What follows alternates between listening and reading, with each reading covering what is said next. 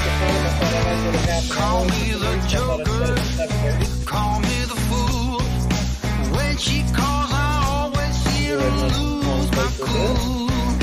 Baby, I'm just a moth to your flame. And don't you know that loving you is a train wreck waiting to happen?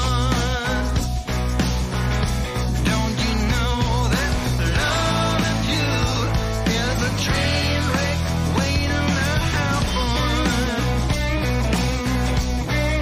Yes, it is, baby.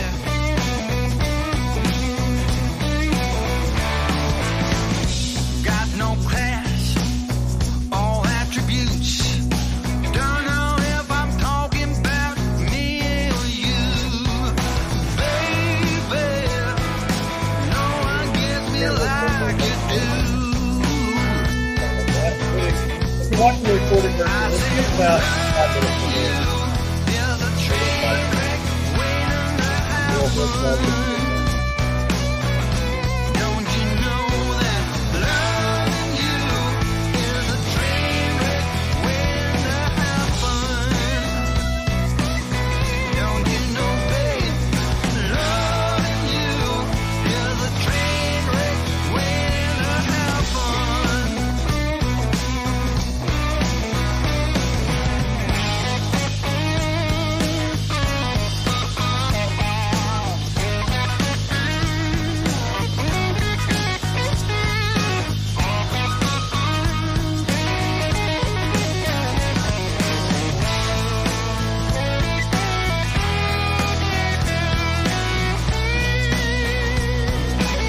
You know it's true. Loving you is a train wreck waiting to happen. Yeah, yeah, babe. Loving you is a train wreck waiting to happen. You know it, babe. Loving you is a train wreck waiting to happen.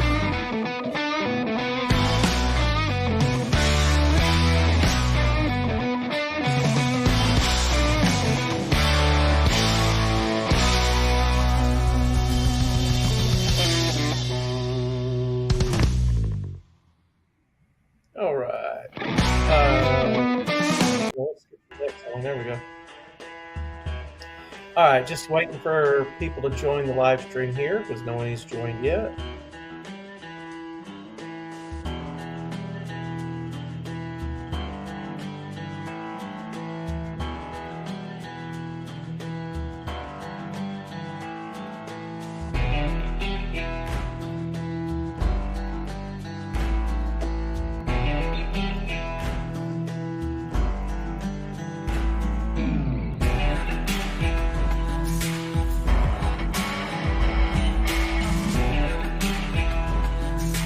What? Sorry about that. Again, skip ahead a couple minutes if you're watching the recording.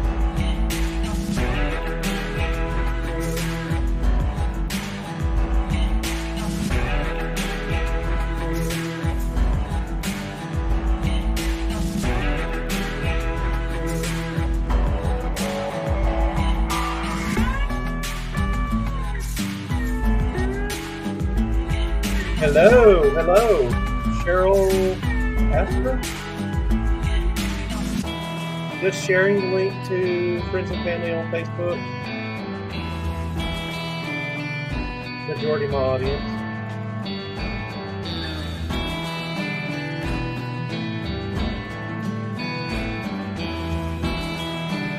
Well, we got 2 people here. Hey. Wait for 2 more people to join. If you watch the recorded version, jump ahead a few minutes.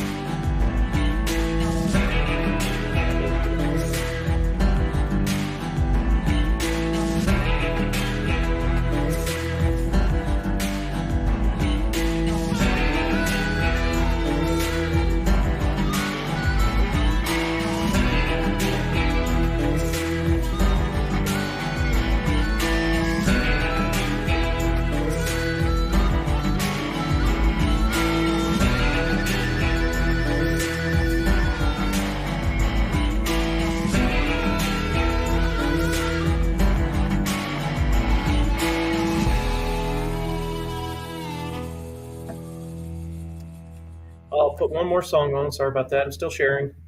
I'm late to my own live stream today, guys.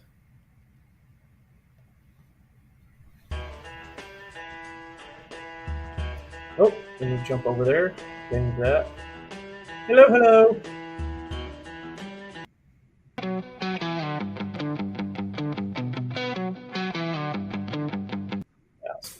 There we go. It's probably better. So I'm putting a little music on just to keep moving until we get the room full going.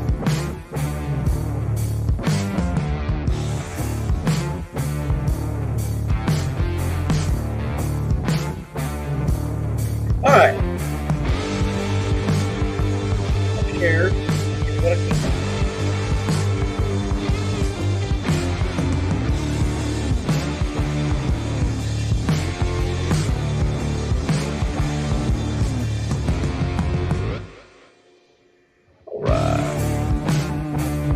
I haven't figured out if it lets me turn the volume down on it.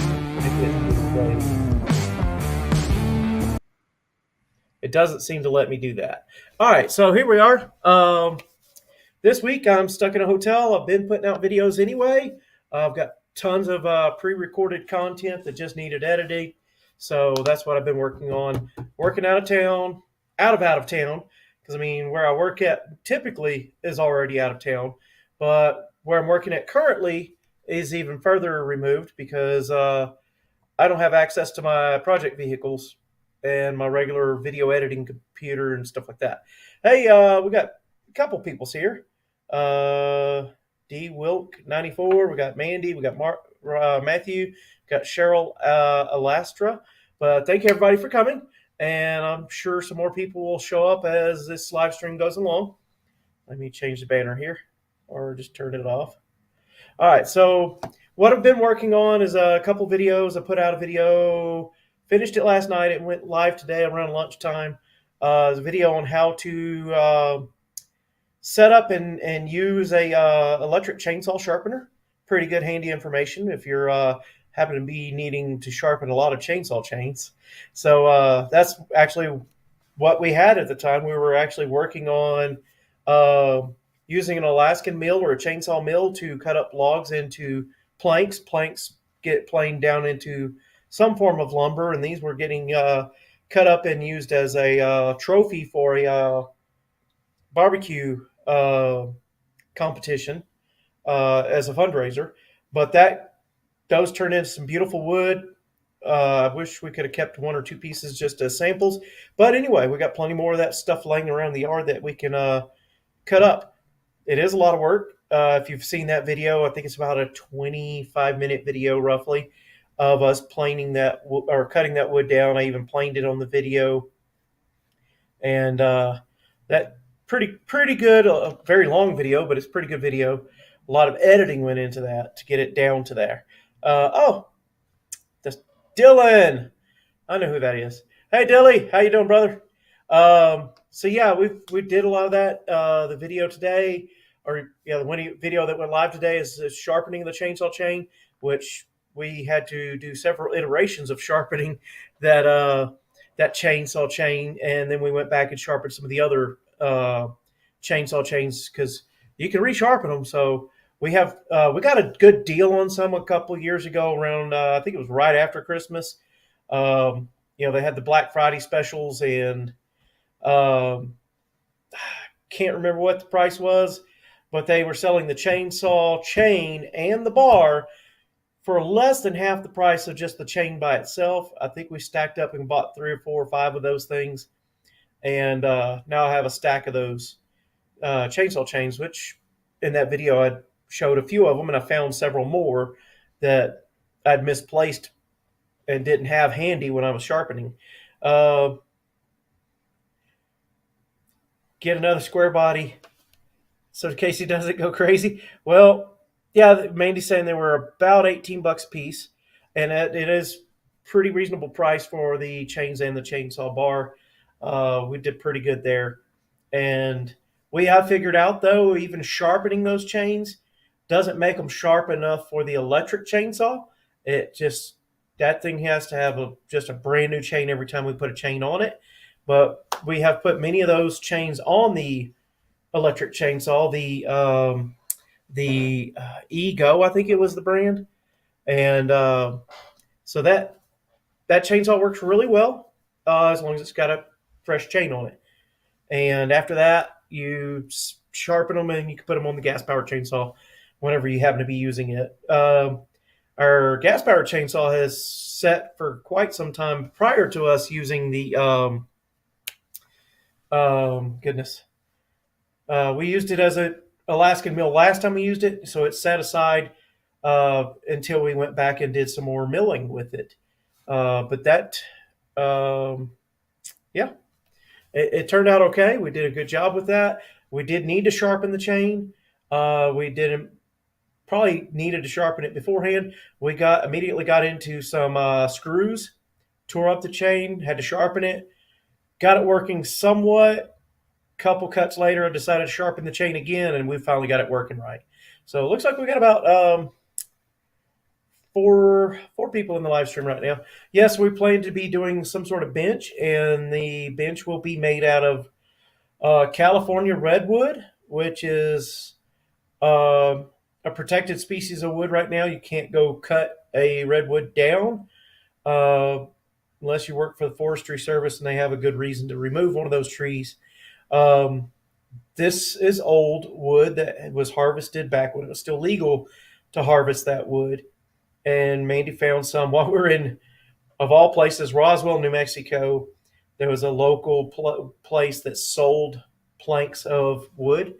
She found out about it, went to visit there while I was at work, and found this plank of wood for a reasonable price, considering how you can't get that wood now. And she has a customer that wants to make a park bench out of that. So that's what we'll be doing very shortly with the mill. On top of that, we've got the truck runs and drives.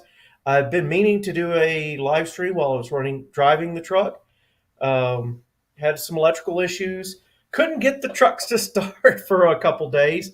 If you've watched some of my shorts, I think it was a short. I did a video asking because I did finally figure out why it wasn't starting. It wasn't the ignition switch that I originally thought it was. I went through, checked the battery, checked this, checked that, make sure the wires going through the firewall going to the starter were actually had good continuity. All that was working. Then I found this one little connector under the dash, and I remember bumping it while I was doing some other electrical stuff under the dash, because that's what I'm trying to wrap up this, wrap up that, get the electrical stuff from this engine swap completed and 100% complete. And while I was in the dash working with that, labeling and identifying which wires did what, I bumped this. The connection was loose, and didn't see it. I went and swapped the whole ignition switch from the steering column, put a new one on, still didn't start. Then I was like, okay, something's wrong here. Found that connector. Well, that was the clutch safety. You're supposed to have to push the clutch in to be able to start the truck. Of course, that switch apparently went bad years ago. Somebody made a little loop with 2 spade terminals on there, and that's how this truck has been started ever since. And that's part of the original OEM wiring harness. And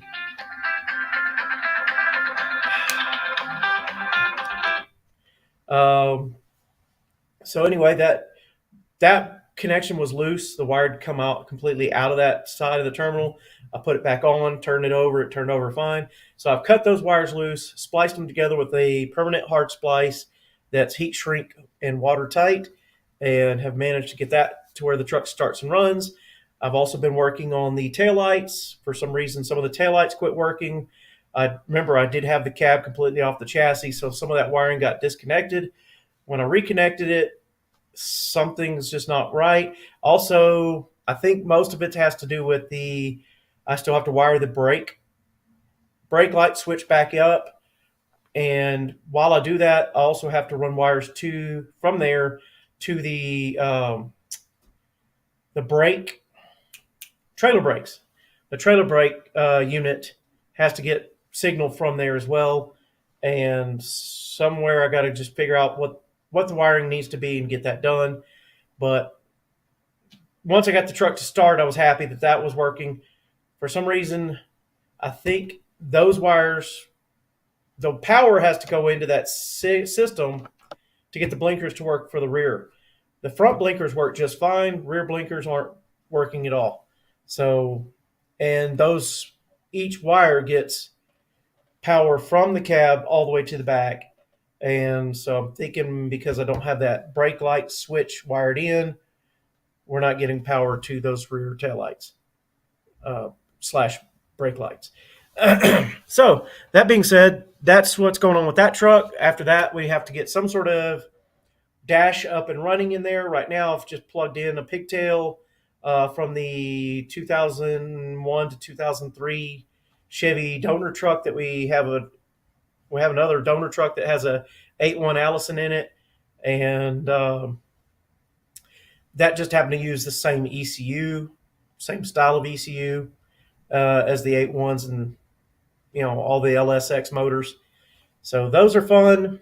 I have outputs from the ECU on mine that gives me tachometer, vehicle speed, VSS, and then there's the OBD port where it's a comms port, CAN bus signal.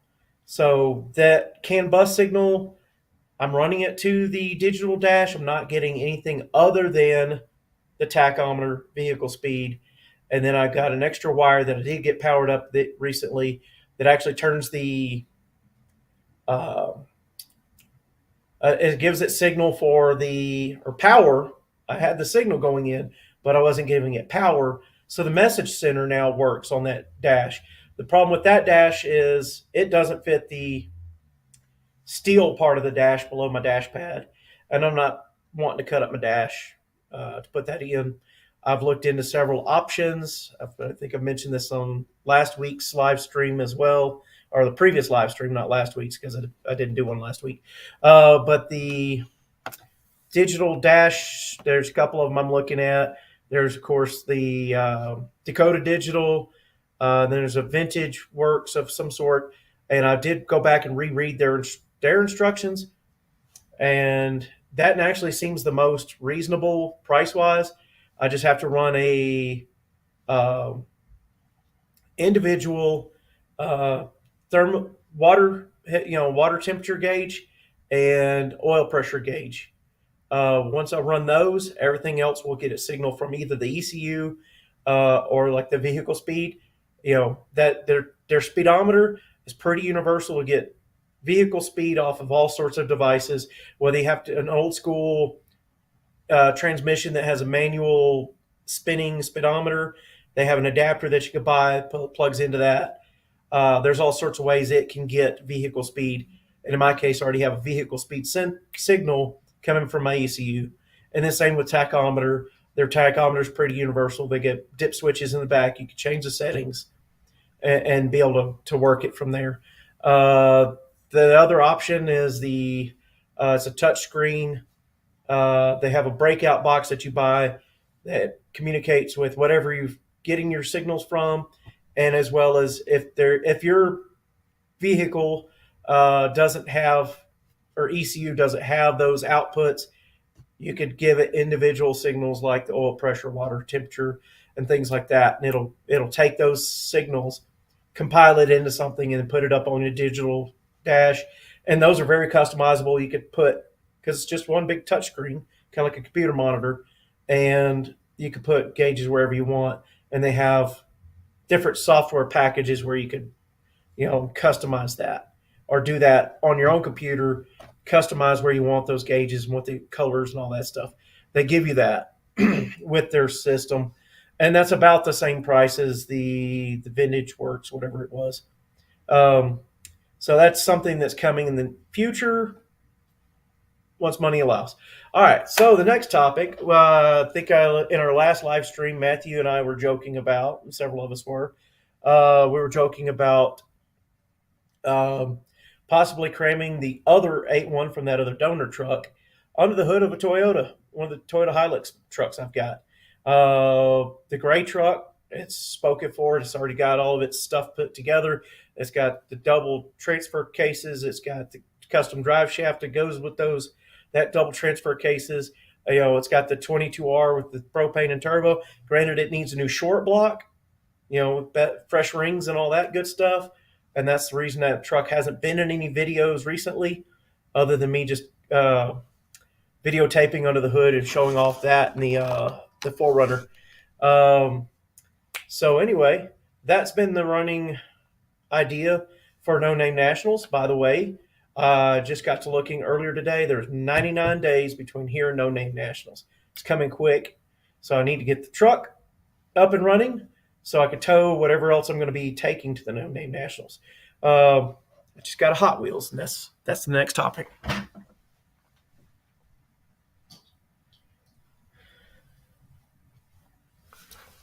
Oh, goodness. This video looks very grainy. I think it's got too much lighting coming from the side here. All right. And I think it's partly the camera's just kind of not the best camera. All right. So let's see here. Oh, I almost had it. This is my new favorite Hot Wheels. And that kind of resembles a Toyota Hilux two-wheel drive truck, I'm sure. All right. So that being said, was kind of thinking we could cut up the black truck. I bought it for parts, and we've got the parts I wanted off of it. And I don't know if I'm going to keep it two-wheel drive or four-wheel drive or not. But what if we lowered it back down like the two-wheel drive trucks? We might give it a little bit more height, but I think overall, instead of paying Functional Histories to do a Hot Wheels version of my truck, why don't I just take my truck and make it look as much as I can like a Hot Wheels? So that's an idea. That's a thought. I don't know about doing the mid-engine with the snorkel back there, but everything else looks like fun. We could take any sort of junkyard rear end that will hold that kind of horsepower that 8.1 would make. And it still might be easier and cheaper to get a LSX motor. And in fact, if I damage the 8.1, that's exactly what I'd do, is just go to a junkyard and get an LSX, LQ9 truck motor and put it in there. Behind the 8.1, I'd probably put a 4L80. Again, you could get any transmission will bolt up to the 8.1, to be honest, but I definitely wouldn't put a Toyota transmission behind it. Any GM transmission would be fine to put behind it, as long as it's big enough to take the torque that 8.1 makes. And dually rear end. Well, I don't know about doing the dually rear end. I know there's been done, but I'm thinking it might be, by putting it low, putting bigger tires in the back, maybe make it look more like a road course vehicle. Super single. Yeah, there we go. Super single rear end. We could put some sort of big tires in the back and, take the bed completely off, cage it like that. Probably exo cage over the cab even, because, hey, Colleen Tebow, and I'm not going to mention your name, but Pepperidge. Thank y'all for coming. Hey, Lone Wolf's Garage. How y'all doing tonight? But yeah, we're talking about possibly making the Toyota with a Toyota Hilux, lower it down, make it look like a Hot Wheels, and get it ready for No Name Nationals. And that, there's plenty of YouTube channels out there. They don't paint their stuff. If they paint it, just rattle can. They don't do the body work. It doesn't have to look great from, to be a drag racer or a drift car or road race rally thing or anything like that. So, that truck's in good enough condition. It might be rotten. It might be rotten from 10 feet away, but, fresh rattle can on it, it'll look good enough. Drop it down. The frame in the back's already damaged anyway, so I don't have any qualms about taking the bed off. Use the bed, set the bed aside for some other project. I have a spare set of doors for those anyway. So, you can see in this Hot Wheels, they kind of cut the doors down even. So, make it look like the Hot Wheels, best I can. I don't know about the wing going in the back, but we might put a faux wing or something. We're doing drag racing, we'll take that silly thing off there. But why not? Have fun with it. Why not make a vehicle that looks like a Hot Wheels?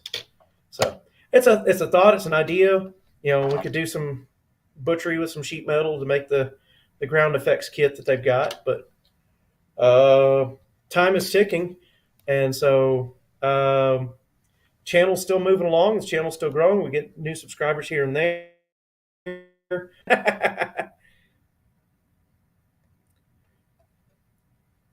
And Turbo 400 would work fine. Yeah. So, I mean, I was thinking a junkyard 4L60, 4L80. If I could see that the vehicle's was in good enough condition, maybe hopefully wrecked condition, not ruined condition, get a decent transmission that pull that transmission fluids, give it a sniff, make sure it's not burned up, check that magnet in the pan, see if that magnet's got a bunch of junk on it or not. If it all checks out, sniffs out, buy that, put it behind the 8.1. We're going to have a big shoehorn to fit that under the hood of a Toyota. But, you know what? I got an idea. See that snorkel that they got? Of course, this model, y'all can't see it, but they put it rear engine or mid engine. That snorkel might be where we put the radiator. Because if you're jamming an 8.1 under the hood of a Toyota, you might need to relocate your radiator to somewhere else. So that might be the idea, is use that giant snorkel area to bring air into the radiator, and then still have the alternate ways to get the air back out of it or get air to it. But yeah, we could play with that. It's an idea. It may not happen, but I would love for it to happen. So that's my game plan. It's a game plan I'm leaning towards right now, because I could already source all the parts pretty reasonable. Way too fast. I'd like to build the way too fast Hot Wheels car. Twin supercharged big blocks in line with the Model A sedan body on the back. Man, you're going to have to send me a picture of that. That's awesome. Put it on your Facebook later. A guy that does fiberglass. Well, I mean, with the ground effects and stuff, I think it might be cheaper and faster just to grab some sheet metal and just tack it every few inches. You don't have to get fancy with it. If it gets tore up bumping into a curb or something later, you don't have that much energy and effort into it. Yes, if I did make something out of fiberglass, I would probably make a mold first. And that way, if I've damaged the fiberglass, I could just pop a new one out of the mold and bolt or zip tie it right on there. Why don't I turn one of these lights back here off too? Because I'm seeing a lot of glare on that camera.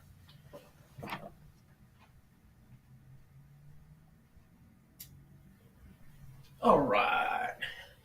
So that's a little bit what's going on.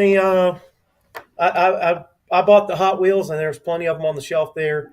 But for whatever a Hot Wheels cost, I was like, I could open this one and then get a better idea looking at it than looking at it through the package. And I might buy some spares later. But especially if I go through with making my truck look like the model, I'm going to buy a whole bunch of those models. So yes, you know what? I'm going to see if I can Google that real quick. Way too fast Hot Wheels, and then I'll see if I can share the screen.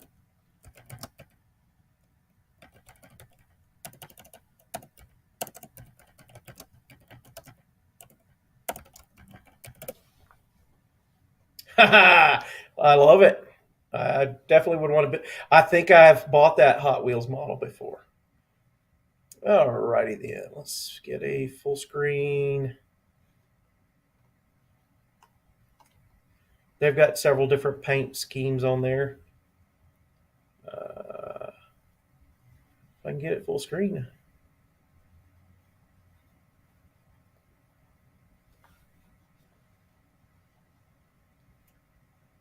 Sorry, I'm not going to be able to see comments right now.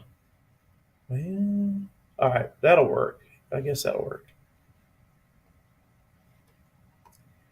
Maybe. Let's see if it'll let me. If I can remember how to do it.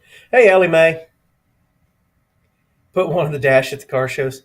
There's one gentleman that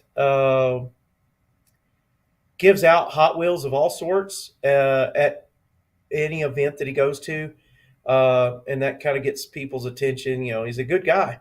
He does giveaways on his live streams and stuff, but you have to be a member of his channel.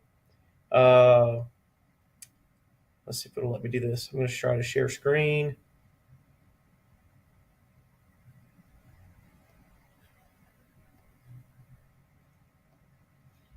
All right, let's see. If y'all could see that screen right now, I'll try to scroll really slowly. But there we go. I love the orange one. I'm pretty sure I've bought that model before. Way too fast. Well, thank you for bringing that one up. And let's quit. I don't know if it's... Oh, see, it didn't let me. All right, it didn't let me share it, I guess.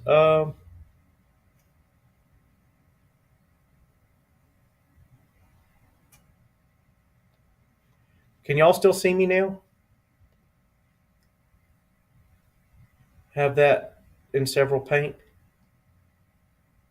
Oh, you have this model in several paint? I didn't know that. Well, I mean, send me pictures of what the other paint schemes were, because my truck's already black. Because I was thinking the gray metallic would probably be pretty quick. Y'all can still see me. That's good. All right, so gray metallic is probably be pretty quick. Just rattle can it, but I'm not going to be painting the whole truck because we're cutting most of the truck apart. Yeah, I was trying to share the screen. I don't think it let me. But if y'all want to look at it later, Google the Hot Wheels Way Too Fast. It's a neat model. So that's what I'm looking at there. That I don't know if I want to cut the doors, but I mean, try to get that truck with the 8.1 crammed in it with the 4L80, some nice, decent rear end, maybe a Ford 9-inch or something. But some, just have fun with it. Slap it together with some junkyard parts. Yeah, I like that orange Way Too Fast. And have fun with it. Get it track ready as quick as possible. I did look into possibly putting a new short block into the old, the gray Yoda, the silver one, and they do allow propane on the tracks, but they don't explain what you're allowed with the fuel system. And I'm thinking they would really, really want steel fuel lines and limit you to, I think it's 18 inches of soft fuel line. They don't say what, but they say soft fuel line, you're only allowed 18 inches of soft fuel line on the whole vehicle.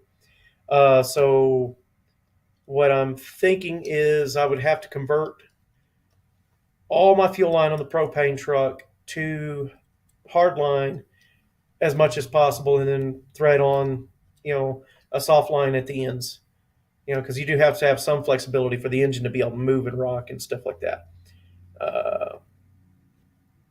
Yeah, model a RC after it. That could be fun too. But I mean, having a Hot Wheels as a template to go by sounds like a lot of fun too. There's another vehicle, and he's done it. He did a LSX swap on a 2-wheel drive Toyota Hilux, drove it halfway across the country, did a couple of drag and drive events and stuff like that. I think he started, I think he was on Instagram and YouTube, and he blew up his channel doing that on his little road trip traveling across country. And he has been on, it was a Motor Trend show, some sort of budget race, duct tape drags or something like that. And then he did another show where he's actually on TV with that Toyota Hilux that, he did some really cheap, handy sheet metal, flared fenders and stuff like that. He threw on some, I want to say it was a 9-inch Ford rear end, which had a bigger track width in the back. That was part of, he had to put something in there that would hold the power of that LS motor. So, and I want to say even turboed that thing mid-trip. Yeah, I did have an RC car with that same body, that 32 Ford, and it had the this squinched up windows and stuff like that. I still have that car somewhere. I want to say it's in our closet at the new house, and it was like a neon lime green color. I even made the mistake of dyeing all the plastic parts to that RC car that color, and now they're just forest green because the dye has aged poorly over the decades. But yeah, so so that's the game plan. It's the thought. I don't know when or where I'm going to have the time to even get that truck to where I'm working at, or if I'm going to have the time to do it at home. So because the big truck's not even ready yet, and we're running out of time. Like I said, it's 99 days left. I did kind of paint it like the Hot Wheels, and maybe that's where I got the idea from, because I liked that Hot Wheels.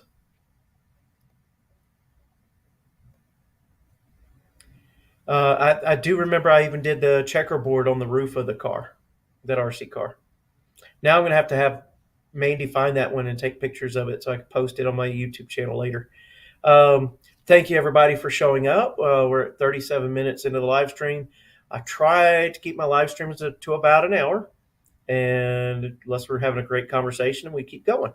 But here we go. Somebody else got some ideas on something we could talk about. I know I've talked about the chainsaw chain sharpener video. The previous long video that we did was using that chainsaw mill to cut those planks. I did find some videos on my phone that I took while I was home that same week. I installed a mini split air conditioning system. I've had it up and running for about a day, and it leaked all its Freon out. So that video, I don't feel like I should edit it and post it yet. I think I should get to a solved solution and record that as well, because I see the flare fittings. The flare fittings for that mini split are the weak point where you could potentially have your leaks at. And we had 4 units going to one main unit, and we leaked our Freon somewhere. And so I'm going to take any place that I can replace those flare fittings, and we're going to solder those joints. And then we're going to test with high pressure. I think that system can hold up to either 150 or 250 psi. We're going to test it with an inert welding gas, and spray it down with soapy water like you would if it was a natural gas line or something. And once we verify that we don't have any leaks, then we'll actually put refrigerant back in that system. So that's the game plan with that. And then that will complete that video. That being said, I've got several other videos I can edit in the next week here without even touching the truck, because the truck's in Garden and I'm in Denver, Colorado right now. Used to jump trucks, all the ramps.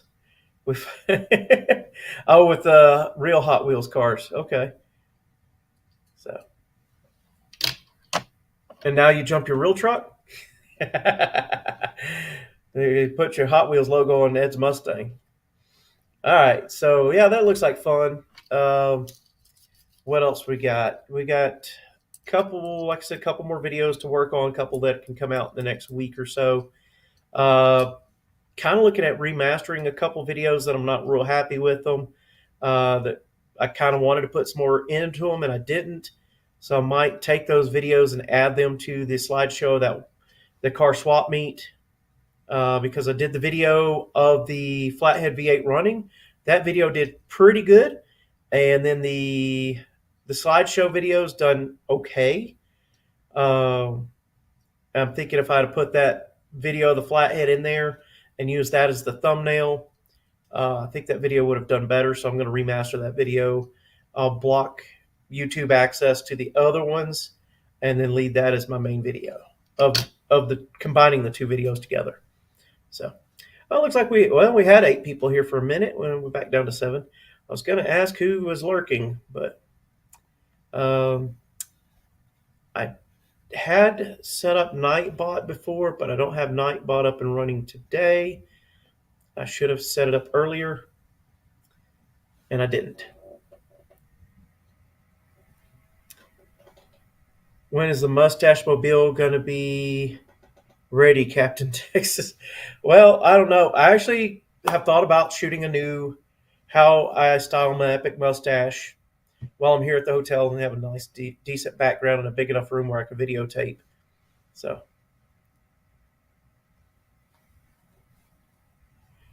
yeah, I hear you, Lone Wolf's Garage. Hey, Neverboard. Hey, Frank, how you doing today? Oh, you're with the baby right now. That sounds like fun. Hopefully, not hearing too much crying and stuff. Uh, Still lurking. Talk about maybe taking one of my Toyota trucks, cut it up, make it look like the Hot Wheels, and I've got an 8.1 engine that I could cram in it, which would need a very big shoehorn, I'm sure, but it's the engine I have available, and I already know how to do the swap.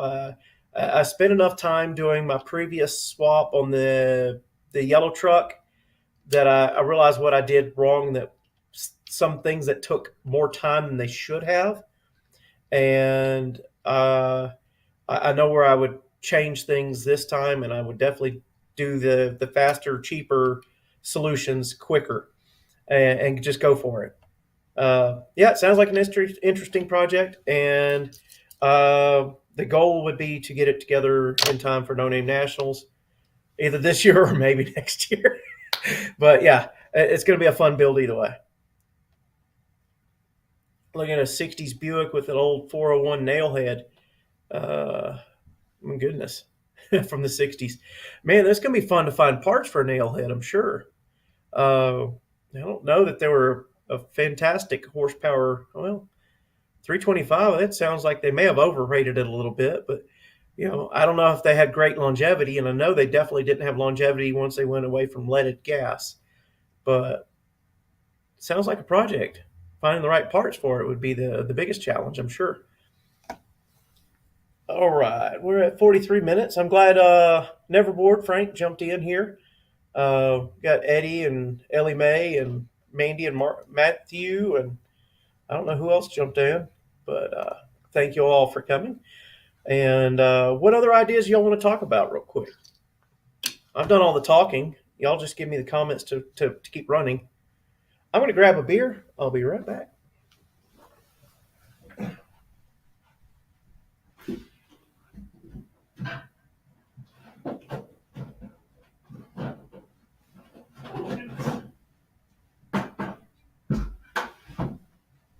And we're back. Yes, I've also, there's a couple of Hawaiian shirts back there, and I'm wearing one right now. One of the local, El Rusto, I like that name. The thrift store, there we go.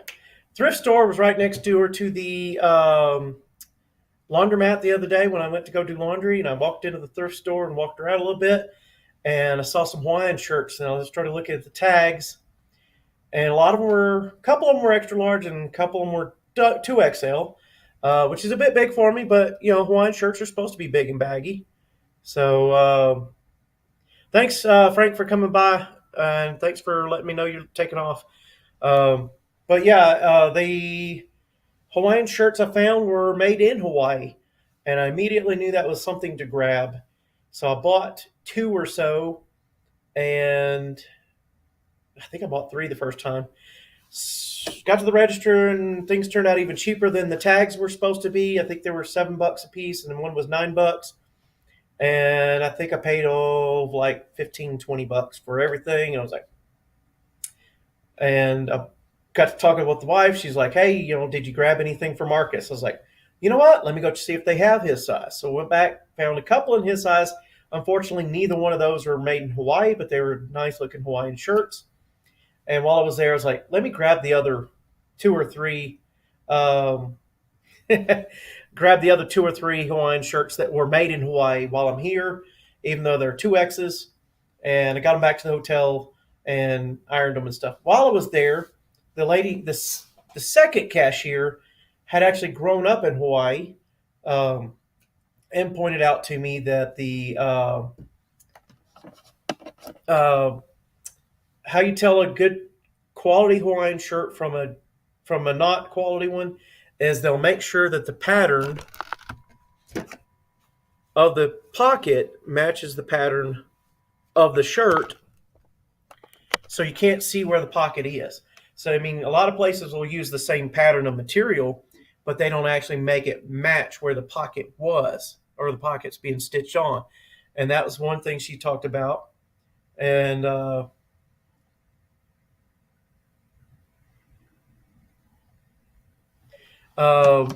she also mentioned that the brand of the majority of the shirts I was grabbing was a very famous Hawaiian shirt. And I think it's the original Hawaiian shirt brand. I don't know how those shirts got here. A lot of them appeared to be brand new, still had the starch to them. Some of them didn't. You could tell they had been worn and washed a few times. So when I got back to the hotel, I kind of ironed them all and folded them and put them away. So I plan to, that might be the guys now. No. They were called me earlier, inviting me to go play, go shoot at Top Golf. And so I was just catching that message, sent them a message that I'm on the live stream. But anyway, that's another talking point. I had fun with that. I feel like I got a fantastic deal. As it turned out, all the shirts that were $7.99 were half price that day, so I got them all for $4.99 or $4 even, pretty much. So still had to pay full price for the $9.99 shirts, but I don't know why they picked one shirt to give a $9.99 price tag to and the other one to boot $7.99. But I sure appreciate getting them half off. So got a steal of a deal on those shirts because I know the really good Hawaiian shirts go up in price pretty quick. You know, even the cheap ones I got in Mexico, we paid 30 to $40 a piece for those guys. So, all righty then. We're sneaking up on 48 minutes there. I know I played a little bit of music when I started the live stream, so that probably counts for about the first 4 minutes. But I was waiting for everybody to show up. What's the name of the Lulux replica? I don't understand the question, maybe. Lulux? Are we talking about this, the truck I'm going to make, or...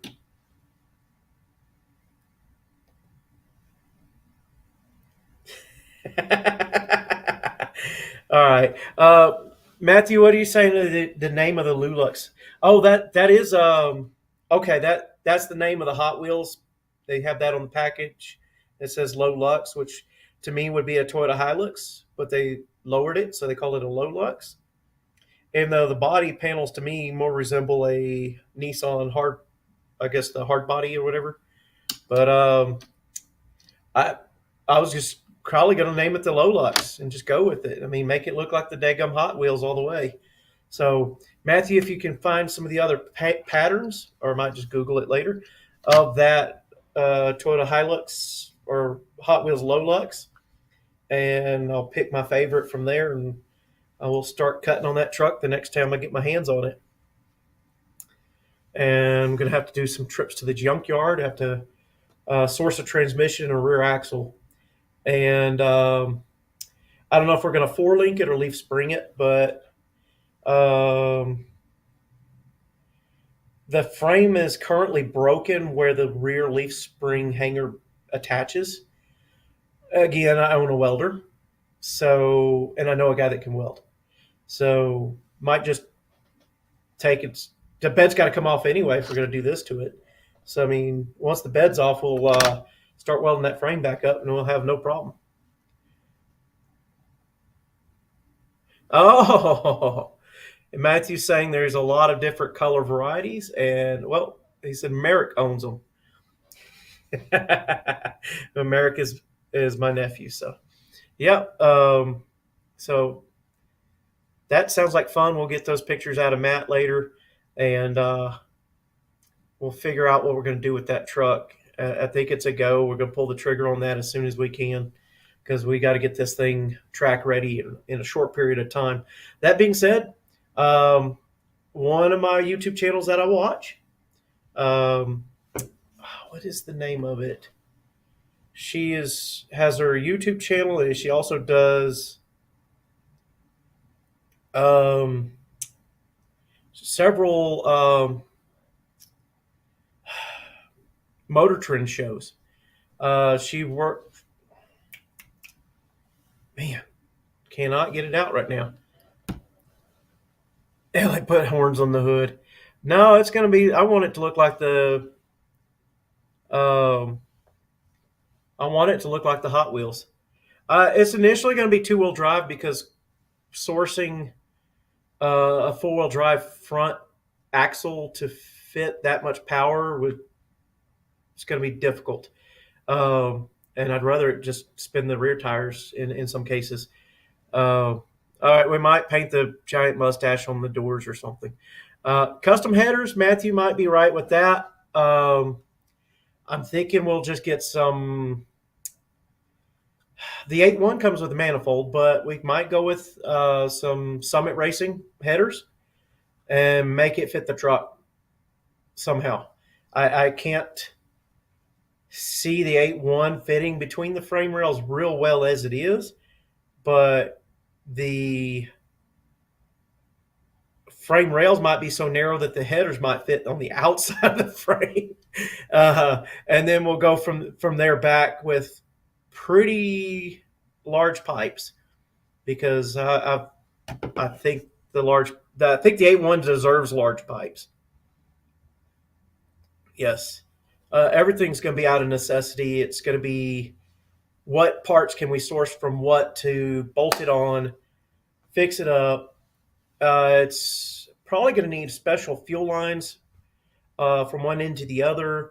We're going to have to source a good fuel tank, because you're going to need an in-tank fuel pump for this fuel-injected system, unless you want to pay some money to have one of those frame-mounted fuel pumps on the frame rail. And I think would probably do good justice to just spend a few bucks and get a race tank from Jegs or Summit or somewhere, and get the minimum size tank for drag racing. Get a couple gallons in there.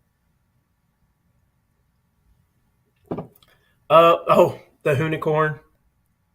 Yeah, that I thought about doing the Unicorn Mustang, the Ken Block Mustang, because I do have a Mustang body. It's pretty rusty. It needs floor pans anyway. But if I was to make a tube chassis with proper wheelbase and then slap that body over it when I'm done, I think I'd have a pretty cool car. I thought about doing it as a whole tribute to Ken Block back when he had his snowmobiling accident. And I thought a couple things. One, my channel's not big enough. Two, where am I going to get the money for all those parts? Because, their car had tons and tons and tons of horsepower, which horsepower is money, right? So with that, I was like, between where I'm at and where all this, I don't have a shop big enough to do it. Fabrication on that would be pretty in depth, because you got to make a tube chassis first. You got to make the right, and tube chassis need to be squared up. You got to have to be able to measure off of stuff and make all your suspension parts fit square. So that's what you got there. So maybe in the future, if I don't sell that car to somebody else, that could be a future build, maybe to celebrate, the fact that, maybe once I really start making money off YouTube, if that ever happens. That's exactly it right there. There's enough good go fast parts for like a project like this that I can get from junkyards for a reasonable number. I know pick a part in Houston. Last time I remember, there was like $350 for an engine, complete with all the accessory drive, everything, all the way out to the air filter box. It would have been like $350, You might pay them an extra $75 to get a warranty. If you get it home and start it up and it got a rod knocking or something, they'll let you take that one back to them and they'll let you go pull another one. That being said, I want to have a harness and ECU plugged in, ready to go. If I was to get an engine like that from a junkyard, I would want all the harness and ECU plugged in, ready to plug in, ready to go. As soon as you get that thing home, plug a harness into it with a pre-programmed ECU. Fire that joker up as soon as you can. Hear it run. Before their warranty expires. Put it on an engine test stand, what have you. Same with the transmission. I want to have my ECU harness ready to go. Pre-program my ECU with a generic LSX. You can get the bin codes from the internet. Download the bin codes, pop them in there. Have them already popped in there. Plug the engine and transmission together. Do the plumbing. Hear that. Put a load test on it somehow, and make sure your transmission is not broke as quick as you can. Use turbos off of a diesel. Make your own tubing for it. I kind of hear you there. I used to use eBay turbos. People talk junk about eBay turbos all the time. Some of my eBay turbos didn't last very long, but then some of the other ones, the one on the truck, the Toyota, still works. I think that was a new eBay turbo, so it was probably a $200 turbo, and it has had no problems, and it still hasn't blown up yet. The only reason that engine's not running is because it needs rings really, really badly. So, that being said, turbos from a diesel might fit that 8.1 pretty good. We're not talking about putting turbos on a Honda or something. Get a VTEC Honda V6 with transmission, install it mid-engine. That could be fun. The thing is that, I guess mid-engine anyway. The Hondas are going to be a transverse engine and transmission, if I'm correct. But if I remember right, Matthew was telling me before that, was it Hondata? Is it a computer or software that hacks the Honda computer maybe? And or it's a standalone ECU. Makes it pretty easy to use a Honda motor at anything. Yeah. Yeah, that's one I actually contemplated if I could find an adapter to put that engine on a different transmission, because that one Honda, they had the transmission that you couldn't service unless you worked for the dealership, and nobody ever serviced them, and those cars wound up going down for transmissions. So if you found a way to grab something to put those engines onto, I guarantee those Honda engines are a dime a dozen, because the transmissions have all gone bad on those Hondas. So that would be a great engine to slap into maybe a sand rail or something, because find an adapter kit to make it to bolt to a manual transmission, you're good to go again. Yes, he's saying Hondata. And it's super user friendly. Yeah, again, that'd be a neat project for something. But, this one right here, I think we've got, he said it unlocks everything.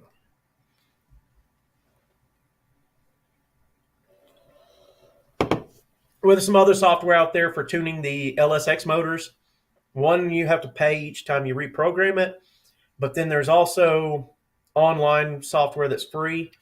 And once you get a good software working with that ECU, then you can really tune on those.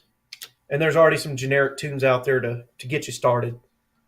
And that being said, the only reason I haven't put any sort of tune on my 8.1 is because I have the standalone TCU. So the engine and transmission need to be able to talk to each other enough that the TCU could still shift the transmission. Because that Allison is really the whole goal there was to make that truck be able to tow my camper reliably And with that Allison transmission, uh, that was a big bonus. Getting that whole thing for less than a core fee on that Allison transmission. I got the engine and transmission, and it definitely works. I've driven the truck. So with the second one though, I'm going to divorce it from its Allison, because Allisons can only shift one gear at a time, and they don't drop 2 gears, or they don't go up 2 gears. So if you're going from second to third, you can't. What if you're in fourth and you want to give it throttle? Most transmission would drop down to second depending on how much throttle you give it. The Allison has to go from fourth to third to second. It always has to be in its sequential gears, and it won't skip gears and all that stuff. So it's a beast that way, and they're a very heavy transmission, so they will rob a lot of power. So my goal again would be to put 4L60, 4L80 behind that thing, and then with those transmissions, you can program it as if it's an LS. The software and the ECU will never know that it's got an 8.1 instead of a 6.0 or 5.3 or whatever else. So that code, it would be compatible. All you have to do is get the right code for it, for L60 or 4L80, plug it into that software, put it in the computer. Of course, map it to where it's going to need a lot more fuel for the bigger motor, but just play with the fuel mapping, get it right, and then you got something you can. Again, I would buy the harness first, plug that software into the ECU first, because I already have a spare ECU, and then go grab the transmission from the junkyard, bolt it up, have everything else on the truck ready to go as soon as possible, or at least plug it in, put a brake drum back there behind the transmission. There's or transmission dynos out there. I've seen them, so I could play with that and have something ready to go to hook up to that transmission and put a little bit of a load on it so it could go through the gears and stuff. So, and man, I could see this project taking a few weeks, but that's what I'm saying. One, I have to have the other truck ready to tow it. Two, I need to get that Toyota ready, in my hands and start playing with it. So, but I can see also I need to go to the junkyards in Houston, because the junkyards in Garden City, their prices are ridiculous, and they don't have a pick apart. So, look at us. We're already at a minute, hour and 3 minutes. I'm still on beer number one. I already had one way back before started the live stream, but goodness, what else do y'all want to talk about? We've been steadily going here. Matthew's saying, but everybody's agreeing that Honda is super user friendly, and it unlocks the Honda ECU and goes from there. We might consider a project with the Honda V6s. Like I said, those engines, the engines are great. The transmissions are good, garbage. So, much altitude and alcohol. You know what? I was up in the mountains Sunday, I think it was. I hiked a good hour and a half, easy, probably closer to 2 hours. Then I took video and pictures as much as I could. My phone completely died. Then I hooked up the video camera, mounted a tripod in the truck, drove down the mountain, and then back up the mountain so I can reverse the footage. But while I was doing that, I found several other spots in the park that I wanted to try, and actually got some of my better pictures on that last part, because I did get my phone to recharge while I was driving the truck. But I'll tell you what, Ryan was picking on me and going, "Hey, did you get that, hiker's high from hiking in the altitude?" I was like, "No, not yet." Well, I had one beer, and it hit me. it hit me hard. And I did finish my mini tour at Old Chicago's. The mini tour I got earned me a T-shirt for Cinco de Mayo, and I haven't figured out with the app. The app shows that I've earned the T-shirt now. I haven't figured out how to order the shirt yet to get it delivered either to my regular host, Old Chicago, or have it just delivered to the house. They're saying that Honda engineering is stupidly reliable, coming from an owner that who didn't change his oil nearly 20,000 miles. That's pretty bad, but yes, they are reliable vehicles, and that's what I'm saying. That one series of car that Matthew's talking about, their transmissions were sealed transmission, and to change the fluids, you would have to take the transmission out of the vehicle, split the cases, make a mess, put new filters and stuff in it just to change the fluid. And so those sealed transmissions were the weak point. They were automatics, and most of those cars, if I remember right, were automatics. If you have the manual one, they've probably recalled it by now because you should have bought a new car by now. It's kind of like with the joke about the Toyotas. But yeah, that V6, it made good power and stuff, and I guarantee the junkyards are full of those cars or the engines because the transmissions went bad on them. So it would be a fantastic donor motor to make power cheap, super cheap, because there's got to be a readily available stack of those motors somewhere. Yeah, I do remember buying. Well, I think I no, I bought it, fixed it, and sold it to a friend who needed it. It was one of the I say early 80s or early 90s Hondas. Broke a timing belt because they didn't service their vehicle. Broke the timing belt, and the mechanic shop told them this probably an interference fit engine, and you're probably bent a few valves, and you're going to have to replace this, that, and the other, and then still have to replace the timing belt itself. And so they abandoned that vehicle, left it at the mechanic shop that I was working at. I popped that engine open, found out it was not an interference fit motor, not a single valve was bent, so I had to buy a new head gasket, and then I had already ordered the timing belt as well. Put that thing back together.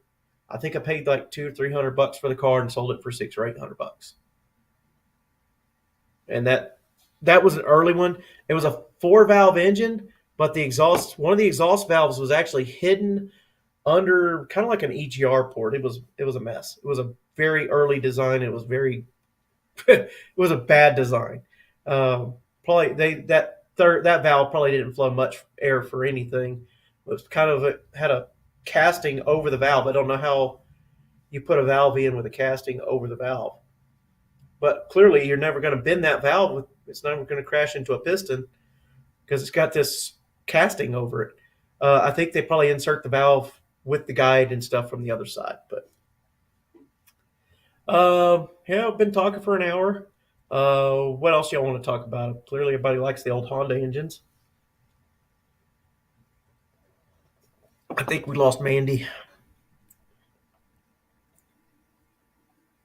I know we're talking about cars and stuff. She's like, it's like watching paint dry. But so anyway, yeah, I'm definitely thinking junkyard parts here, there, and the other. Wet shop map. Oh, is that for nitrous? Man, I'd be interested in putting Honda on another motor. She says she's here. That put a Honda ECU and wire it up to a different motor. You could probably have a lot of fun tuning other motors with it, as long as it thinks it's a Honda. H22 and H23 are considered the big block of Honda engine. Lots of power, known for torque. Yeah.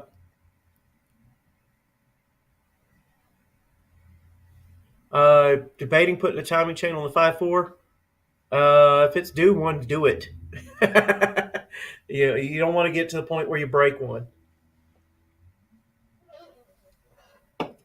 Plus, the looser those chains get, the less accurate your cam timing and your ignition timing will be. Yeah, do it. And Matthew, are you talking about doing the timing chain on his motor, or are you talking about doing the Honda ECU setup on a different motor?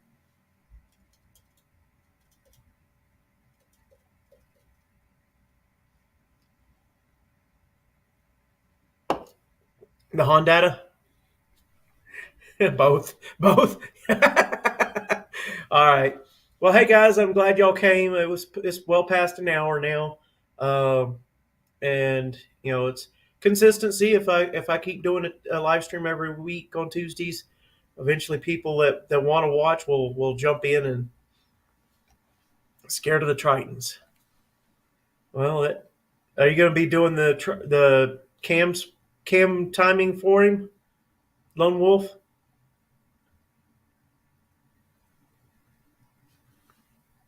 Yeah, around 200,000 miles. It might be time to start replacing those service items like that. Yeah, I would love to do. I would love to actually come and work on that flat fender Jeep you have there, and probably just pull it inside the basement there and just work on it in there. Yeah, you don't want those things to jump timing.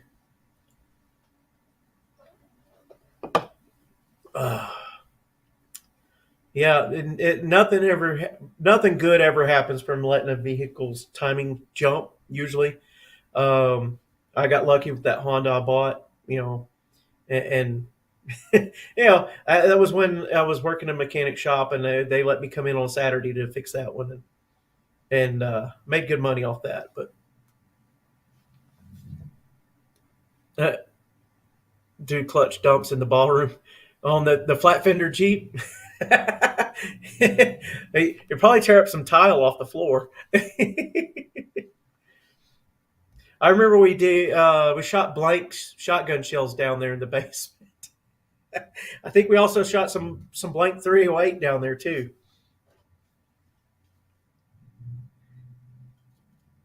In the ballroom. Well, anyway, going to go ahead and wrap it up. Thank you, everybody, for coming. At least we have 6 or 7 people that know about my game playing with the low lux, and we'll see if I can find the time to get it all together. The time and the money. The money's been tight lately. 40-hour weeks aren't really paying the bills, and Mandy can testify to that one. You got a BB gun range down there. That's a good thing. You got the room for it. All right. Thank you guys for coming, and we'll see y'all next Tuesday.